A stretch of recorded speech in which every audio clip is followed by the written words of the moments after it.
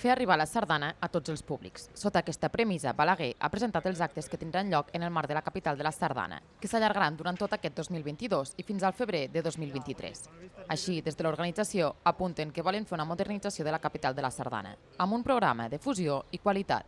L'objectiu era treure la sardana de la seva zona de confort i posar-la a fora del seu àmbit on li és còmode. No? A Balaguer probablement els sardanistes, que som el 3%, el 4%, com a molt el 5%, no hem volgut fer una capitalitat per a aquest 3%, sinó per al 100% de la població.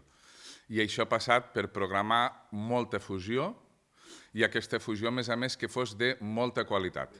Així, la fusió es materialitzarà amb un programa que, a través dels diferents actes culturals i festivals que es desenvolupen a la ciutat, unirà la sardana amb altres expressions culturals i musicals. Elèctrica d'Arma, que serà un dels concerts estrella de la propera Transsegre.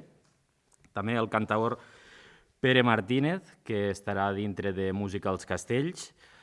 El col·lectiu Abore, dintre del que és el festival Llavors, amb una proposta que ens parla de jota, per tant aprofitem també la capitalitat de la sardana per parlar de la jota. Hem anat un pas més enllà i hem apostat pel fet de tindre producció pròpia, per tant, al marc de la Festa Major estrenarem una peça.